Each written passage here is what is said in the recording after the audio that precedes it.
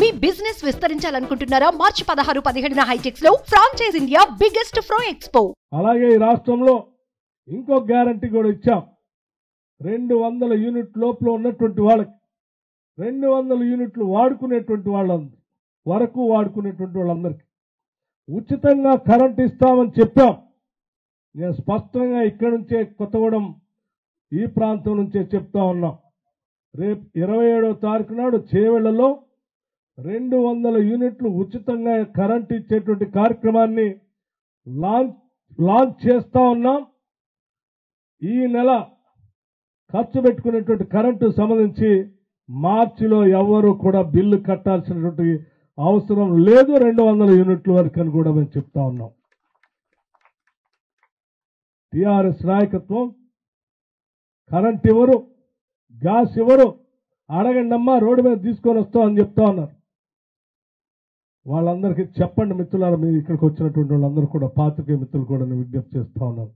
మీలాగా హామీలు ఇచ్చి మర్చిపోయేటువంటి ప్రభుత్వం కాదు ఇది. ప్రజల కోసం కట్టుబడి పనిచేసేటువంటి ప్రభుత్వం ఇది. ఎన్ని కష్టాలు వచ్చినా మీరు ఈ రాష్ట్రాన్ని 7 లక్షల వరకు అప్పుల పాలు చేసిన మీ అప్పులు మీరు పెట్టినటువంటి బాధలు ఏవి మాకు అడ్డంకి కాదు.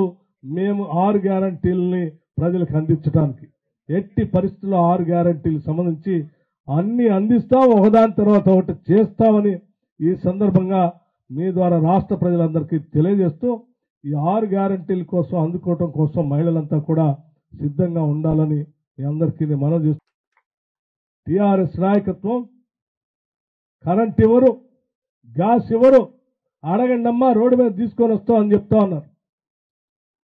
వాళ్ళందరికీ చెప్పండి మిత్రులారా, మీరు ఇక్కడికి వచ్చినటువంటి వాళ్ళందరూ కూడా పాత్రికేయ మిత్రులు కూడా నేను విజ్ఞప్తి చేస్తా ఉన్నాను. మీలాగా హామీలు ఇచ్చి మర్చిపోయేటువంటి ప్రభుత్వం కాదు ఇది. ప్రజల కోసం కట్టుబడి పనిచేసేటువంటి ప్రభుత్వం ఇది. ఎన్ని కష్టాలు వచ్చినా మీరు ఈ రాష్ట్రాన్ని 7 లక్షల వరకు అప్పుల పాలు చేసిన మీ అప్పులు మీరు పెట్టినటువంటి బాధలు ఏవి మాకు అడ్డంకి కాదు.